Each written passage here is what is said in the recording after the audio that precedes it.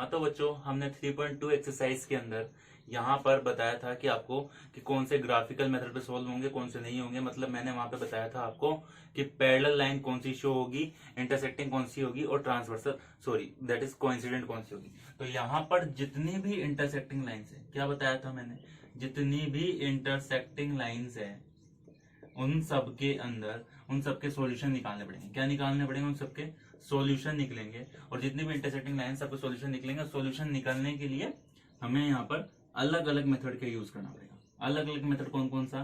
पहला मेथड जो कि हमने कल पढ़ा था दैट इज ग्राफिकल मेथड। कौन सा मेथड था?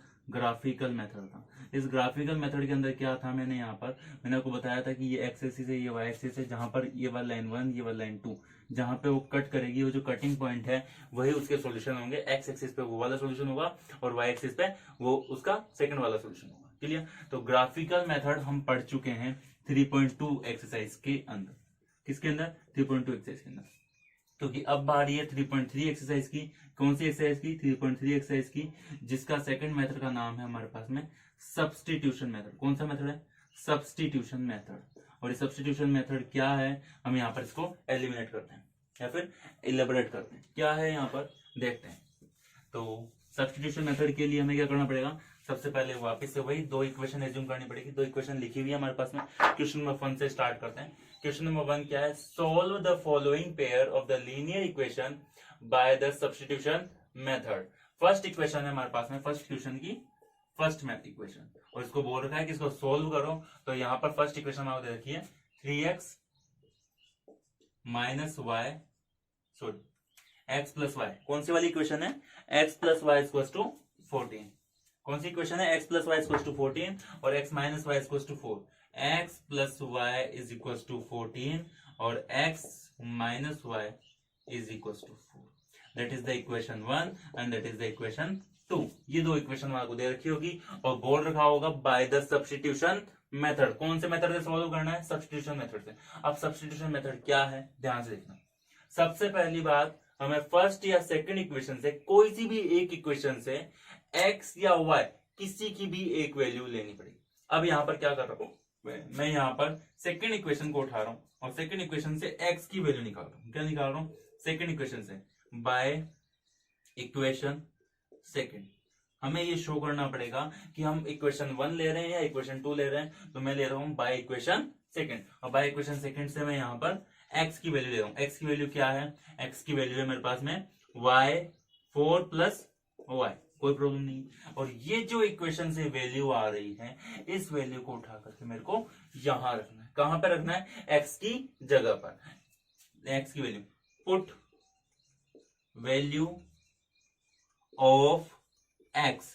x की जो वैल्यू है put in equation 1। Put value of x in equation first. Equation first के अंदर ये वैल्यू हमें रखनी पड़ेगी। तो इक्वेशन 1 के अंदर ये वाली वैल्यू रखते हैं। हमारे पास में equation 1 4 plus y is equal to 14। क्यों? क्योंकि x की जगह पर ये वैल्यू आ चुकी है, y की ये वैल्यू ये रही और 14 की जगह 14 ये था। तो इसको सोल्व करते हैं। इसको सोल्व करने के लिए हमें 4 plus 2y is equal to 14। Clear? तो y की वैल्यू कितनी आ चुकी है? यहां से y की वैल्यू आ चुकी है 5। y की वैल्यू कितनी आ चुकी है? 5। क्यों? क्योंकि 4 को इधर ट्रांसफर किया, ये बन गया था 14 माइनस 4 10, और ये वैल्यू आ चुकी। नहीं आया समझ में? इसको मैं थोड़ा सा एलिब्रेट करता हूँ और थोड़ा सा ध्यान से देखना। मेरे पास क्या लिखा हुआ है? That is 4 plus 2y is equal to 4। ये लिखा हुआ है। क्लियर? ओके। तो इस 4 को मैंने इधर ट्रांसफर किया क्योंकि यहां पर किसका साइन का है? ये प्लस का साइन का है। तो 14 माइनस 4। क्लियर? ओके। तो 14 में से 4 गया, बचेगा कितना? 10, और ये कितना आ गया? 2y। तो y is equal to that is 5। Clear? Okay. तो जो y की वैल्यू आ रही है, ये जो वैल्यू है, ये वैल्यू हम इक्वेशन 1 या इक्वेशन 2 किसी में भी रख सकते हैं, या फिर हमने जो ये निकाला है इसके अंदर भी रख सकते हैं। तो हमारे पास में इक्वेशन ये वाली जो वैल्यू कौन सी है? That is equation number 3। इस इक्वेशन में रख देता हूं बाय इक्वेशन 3। इक्वेशन 3 से सॉरी बाय इक्वेशन 3 या फिर putting value of y, put the value of y in equation 3। मैंने यहां पर सीधा लिख दिया कि put value of y in equation 3। y की वैल्यू रख रहा हूं मैं इक्वेशन 3 के अंदर। पहली बात, इक्वेशन 3 कौन सी है? x equal to 4 plus y। Clear? अब ये y की वैल्यू यहां रख रहा हूं, तो x की value 5 plus 4 equal to 9। Clear? तो यहां पर इस इक्वेशन के अंदर सॉल्यूशन जो आया है दैट इज y की वैल्यू आ रही है 5 और x की वैल्यू आ रही है 9। और ये कौन सा मेथड है? सब्स्टिट्यूशन। इस मेथड के अंदर क्या करेंगे हम, x या y, किस ये वाली जो इक्वेशन है, इक्वेशन 1 या इक्वेशन 2, इन दोनों इक्वेशन से पर्टिकुलर x या y की वैल्यू, किसी की भी एक की वैल्यू निकालेंगे और उसको दूसरी इक्वेशन अगेंस्ट वाली इक्वेशन में डालेंगे। ध्यान रखना, जिस इक्वेशन से आप वैल्यू निकाल रहे हो उसी इक्वेशन के अंदर नहीं डालना। क्यों? क्योंकि मैंने यहाँ पर इक्वेशन सेकंड से वैल्यू निकाली और डाली किसके अंदर? इक्वेशन 1 के अंदर। ये चीज आपको ध्यान रखना। क्लियर? ओके, नेक्स्ट है यहाँ पर क्वेश्चन नंबर सेकंड, और क्वेश्चन नंबर सेकंड के अंदर क्या है? That is s minus t equal to 3 और s upon 3 plus t upon 2, that is s minus t is equal to 3। Equation first और इक्वेशन सेकंड क्या है? s minus s upon 3 plus t upon 2 is equal to 6, that is the second equation. कोई problem नहीं। Clear? सबसे पहले इसका LCM लेकर के ये जो नीचे वाली जो डिनोमिनेटर है इसकी प्रॉब्लम को शॉर्ट आउट करते हैं। क्लियर? तो यहाँ पर एलसीएम कितना आ रहा है? 6 आ रहा है, तो 2s plus 3t is equal to 6, 6 6 36, 2s plus 3t is equal to 36। ये चीज समझ में आई या नहीं है? यहां से क्लियर? That is equation 1। और इक्वेशन 1 से s की वैल्यू कितनी आ रही? मैं इक्वेशन 1 से डाल रहा हूं आपकी बात। इक्वेशन 1 से s की वैल्यू कितनी आ रही? By equation 1, by equation first. Equation first है s equal to 3 plus t, और ये जो वैल्यू आ रही है 3 प्लस t, ये मैं डाल रहा हूं इस इक्वेशन के अंदर। कहां डाल रहा हूं? इस इक्वेशन के अंदर। कोई प्रॉब्लम नहीं है। क्लियर? तो यहां पर लिखना पड़ेगा 2 ब्रैकेट के अंदर 3 प्लस t, 2 ब्रैकेट के अंदर 3 plus t plus 3t is equal to 36। 3 टू जा 6 plus 2t, 6 plus 2t plus 3t is equal to 36। Clear? अब ये 6 सीधा चला गया, 30 हो गया। यहाँ पर 5t इज इक्वल टू 30, तो t की वैल्यू कितनी आ गई? 6। ये जो t की वैल्यू आई है 6, ये t की वैल्यू यहां डाल सकते हैं। क्लियर? और ये जो t की वैल्यू यहां पर डाली, तो यहां पर s equal to 3 plus t, और t की वैल्यू जैसे मैंने यहां पर डाली तो s equal to 3 plus 6 that is 9। s की वैल्यू कितनी आ गई? 9, और t की वैल्यू कितनी आ गई? 6। कोई प्रॉब्लम नहीं है। This is the substitution method. Second part हो चुका है। नेक्स्ट क्वेश्चन, थर्ड पार्ट किसका? सब्स्टिट्यूशन का। फर्स्ट क्वेश्चन का थर्ड पार्ट क्या है?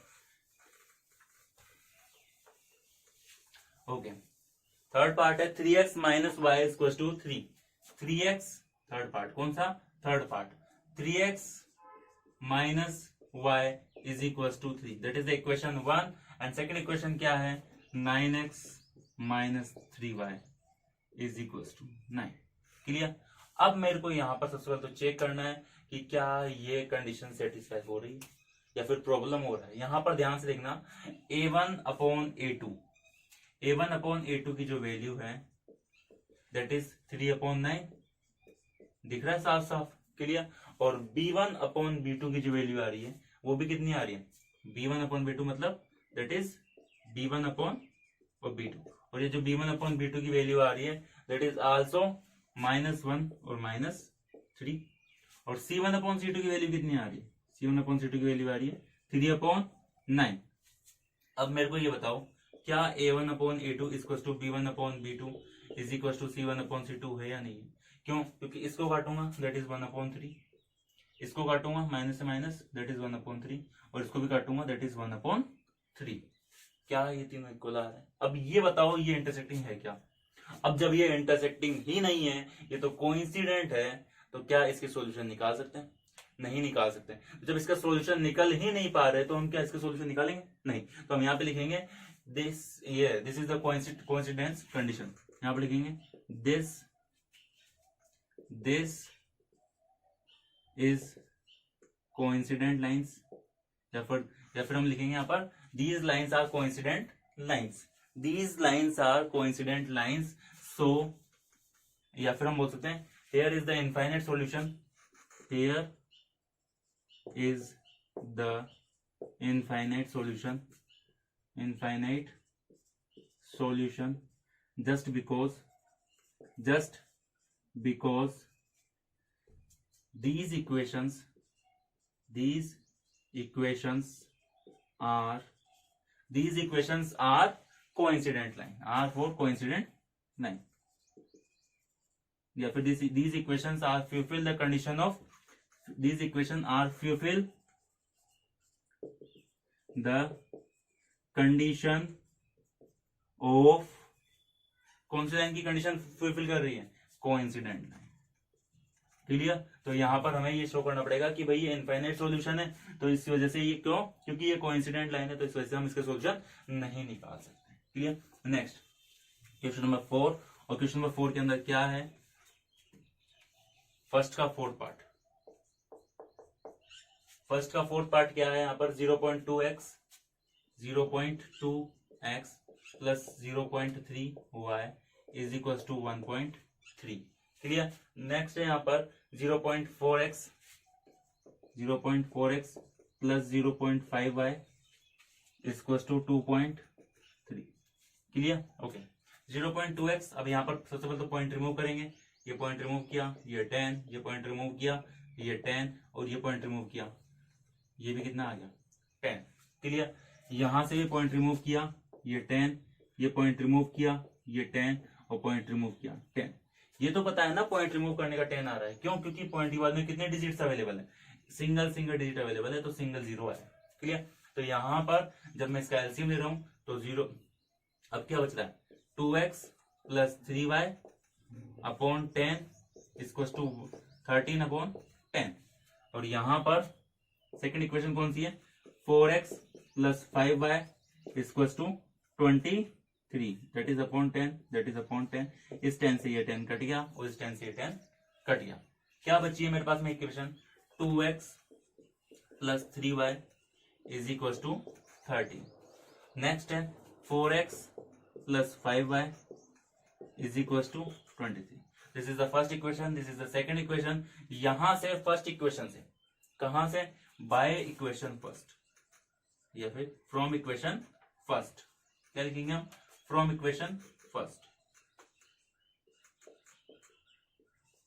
ये फर्स्ट इक्वेशन है, ये second equation. From equation first x equal to, x की जो वैल्यू आ रही है that is 13 minus 3y upon 2। Clear? ये जो वैल्यू है from equation first, this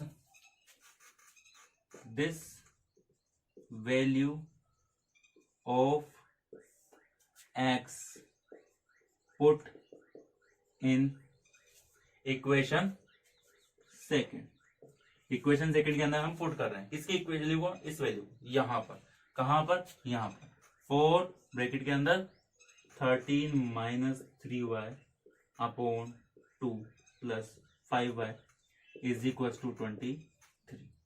clear? इस 2 से ये 4 कटा, कितना आ गया, 26 minus 6y plus 5y equal to 23। Clear? तो 26 minus y is equal to 23, और यहां से जो y की वैल्यू आई है 26, ये 26 है, ये कितना है, 26, और 26 से y की वैल्यू जो आ रही है दैट इज y की वैल्यू कितनी आ रही है, 3। y की वैल्यू कितनी आ गई, 3। क्लियर? और जो y की वैल्यू आ रही है उसको हम यहां पर इक्वेशन में डालेंगे, इस इक्वेशन के अंदर ये वैल्यू को, तो x की वैल्यू आ जाएगी मेरे पास में 9 में से गया 4, तो x की वैल्यू कितनी आ गई, 2। क्लियर? कोई प्रॉब्लम नहीं है, ये वैल्यू को यहाँ पर, इस इक्वेशन को यहाँ पर डालें। क्लियर? नेक्स्ट है क्वेश्चन नंबर 5। क्वेश्चन नंबर 5 क्या है, √2x plus √3y equal to 0, √2x plus √3y equal to 0, under वाले क्वेश्चन है। सबसे ज्यादा डर स्टूडेंट को अंडर वाले क्वेश्चन के अंदर लगता है कि वो अंडर वाले क्वेश्चन को कैसे सॉल्व करेगा। क्लियर? सबसे पहले तो देखते हैं क्या कुछ है, √2x plus √3y is equal to 0। Clear. Next है यहाँ पर under root 3x minus under root 5y is equal to 0। अब ना तो ये समझ में आ रहा है कि ये अंडर रूट क्या चीज है और ना ये समझ में आ रहा है। क्लियर। मैंने आपको बताया था कि जो रूट्स है वो इरेशनल नंबर होते हैं, हमें कोई फर्क नहीं पड़ता है कि ये रेशनल है या इरेशनल है, हमें क्या करना है इसके सॉल्यूशन निकालना। तो सॉल्यूशन निकालने के लिए फ्रॉम इक्वेशन 1 और ये क्या है इक्वेशन 2। क्लियर। अब इक्वेशन 2 से फ्रॉम इक्वेशन 2 से x equal to that is ये 5y इधर चला गया, माइनस का था जो प्लस का हो गया, under root 5y upon root 3। ये वैल्यू किसकी है x की वैल्यू है। ये वैल्यू x की value put in equation 1, put this value in equation first. ये वाली वैल्यू को हम इक्वेशन फर्स्ट के अंदर डाल रहे हैं। अब यहां पर ये वाली वैल्यू कौन सी है, that is under root 2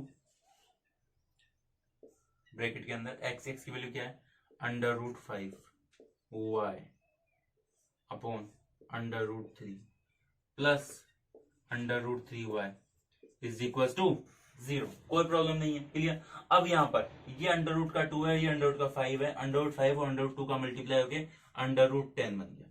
clear. और ये बन गया अंडर रूट 3, ये अंडर रूट 3, ये अंडर रूट 3। क्लियर। कौन सा है ये under root 3 plus under root 3y is equal to 0। अब इसके नीचे क्या है 1। एलसीएम लेना आता है। क्लियर। तो हम एलसीएम लेंगे वही जैसे लेते हैं।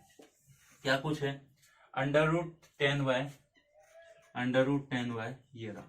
क्लियर। प्लस अब ये जो अंडर रूट 3 है ये इधर की तरफ, क्योंकि यहाँ पर क्या है यहाँ पर एलसीएम कितना आ रहा है, पहले तो एलसीएम चेक कर लेते हैं। एलसीएम आ रहा है अंडर रूट 3। तो जब एलसीएम अंडर रूट 3 आ रहा है, क्लियर, तो यहाँ पर सिंपल 3y होगा। कितना हो गया सिंपल 3y होगा, क्योंकि ये अंडर रूट 3 सिंपल 3y के अंदर कन्वर्ट हो गया। और ये 0 यहाँ पर चल ही रहा था, कोई प्रॉब्लम नहीं है। क्लियर। इसको इधर की तरफ भेज दिया। क्लियर। यहाँ पर ये जब अंडर रूट 3 इसके साथ गया तो ये भी क्या बन गया 0 बन गया। यहां से y कॉमन ले लिया, क्या बचेगा अंडर रूट 10 प्लस 3। तो y की वैल्यू कितनी आ गई y इक्वल टू 0। अब ये जो y की वैल्यू आ रही है y equal to 0, put in equation 3। कहां पुट करूंगा put in equation 3, put in equation 3। Equation 3 के अंदर पुट किया तो x की वैल्यू भी कितनी आ गई 0। क्यों, क्योंकि under root 3 under root 5 under root 3 और विच इज मल्टीप्लाई विद 0, तो x की वैल्यू कितनी आ गई 0। दैट इज द फर्स्ट के 5th पार्ट कंप्लीट हो चुके हैं। सेकंड क्वेश्चन, और सेकंड क्वेश्चन के अंदर क्या है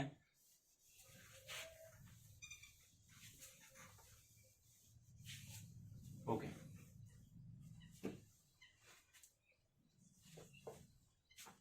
solve 2x plus 3y is equal to 11, 2x minus 4y is equal minus 24, hence find the value of m for which y is equal to mx plus 3। यहां पर मेरे को 3 equation पढ़ने में आ रही है। पहली इक्वेशन है 2x plus 3y is equal to 11, that is the first equation. Clear. और जो सेकंड इक्वेशन है वो है 2x minus 4y is equal to minus का 24। कितना आ रहा है माइनस का 24। और एक इक्वेशन जो मेरे पास में अलग से दे रखी है वो y is equal to mx plus 3। Clear. अब यहां पर सबसे पहली चीज कि इन दोनों इक्वेशन से हमें सॉल्यूशन निकालना है। क्या निकालना है, क्योंकि यहां पर बोला है उसने कि ये जो इक्वेशन से सॉल्यूशन आ रहे हैं उनसे जो x और y की वैल्यू आ रही है, किसकी वैल्यू x और y की वैल्यू जो आ रही है वो हमें यहां डालना है। क्लियर। और यहां से फिर किसकी वैल्यू निकालनी m की वैल्यू निकालनी। तो सबसे पहले इक्वेशन 1 या इक्वेशन 2 से हमें वैल्यू निकालनी पड़ेगी। तो हम क्या कर रहे हैं यहाँ पर इक्वेशन 1 से x की वैल्यू निकालेंगे और कहां डालेंगे इक्वेशन 2 के अंदर, और ये इक्वेशन 3। क्लियर। इक्वेशन 1 क्या है 2x plus y, from equation first से क्या कर रहे हैं यहाँ पर 2x, x की वैल्यू कितनी आ गई 11 माइनस 3y अपॉन 2। ये जो वैल्यू है from equation first, this value is put in the equation 2। तो पुट इन इक्वेशन 2 इक्वेशन 2 के अंदर डाल रहा हूं, और जब इक्वेशन 2 के अंदर डाला है यहाँ पर, तो 2 ब्रैकेट के अंदर 11 minus 3y upon 2, clear, minus 4y equals to minus का 24, क्लियर, ओके। इस 2 से ये 2 कट गया, क्लियर। अब बचा क्या है, 11 minus 3y minus 4y is equal to minus का 24। ओहो, इतनी बड़ी term, 11 minus 3y minus 4y is equal to minus 24। 11 की जगह 11 की जगह 11 माइनस 3 और minus 4 minus 7y equal to minus का 24। यहां तक कोई टेंशन नहीं। इस 11 को मैं उठा करके इधर लेके आ गया। अब देखते हैं यहाँ पर क्या आ रहा है, 11 minus 7y is equal to minus का 24, क्लियर है, okay. 11 minus 7y is equal to minus 24। इस 7y को उठा करके इधर लेके आ गया, इस 24 के इधर 11 plus 24 equal to 7y, 35 equal to 7y। तो y की वैल्यू कितनी आ गई, 5। y की वैल्यू कितनी आ गई, 5। पुट इन इक्वेशन 4, कहां पुट करनी है, put in equation 4, put y equal to 5 in equation 4, equation 4, और इक्वेशन 4 के अंदर डाला तो x is equal to 11 minus 3y, 11 minus 3 और 5 3 15 अपॉन 2, क्लियर। अब 11 में से 15 गया, कितना बचेगा, माइनस 4। x की वैल्यू कितनी आ गई, minus 4 upon 2, that is minus 2। ये वैल्यू किसकी है, x की वैल्यू। x की वैल्यू कितनी आ रही है, x की वैल्यू आ रही है मेरे पास में माइनस 2, और y की वैल्यू कितनी आ रही है, 5। ये वैल्यू मैंने बताया था आपको यहां डालना है, कहां डालना है, यहां पर। y इक्वल टू कितना, y इक्वल टू 5 और x इक्वल टू कितना, x इक्वल टू माइनस, ठीक है। ये वैल्यू मैं यहां डाल रहा हूं। अब ध्यान से देखना, y की वैल्यू कितनी रखी, 5, x इक्वल टू नहीं पता, m की वैल्यू पता नहीं, लेकिन x की वैल्यू माइनस 2 है, ये प्लस, ये इधर गया तो 5 minus 3 is equal to minus 2m, कोई प्रॉब्लम नहीं है, क्लियर। तो 5 में से 3 गया 2, और यहां पर minus 2m, m equal to 2 upon minus 2, तो m की वैल्यू कितनी आ गई, माइनस 1, क्लियर। तो यहां पर एक्सरसाइज 3.3 का क्वेश्चन नंबर 2 कंप्लीट हो चुका है, और कंप्लीट होने के बाद में यहाँ पर नेक्स्ट क्वेश्चन नंबर 3 जो कि वर्ड प्रॉब्लम्स है, ये वर्ड प्रॉब्लम्स हम नेक्स्ट पार्ट के अंदर करेंगे। जब तक आप चैनल को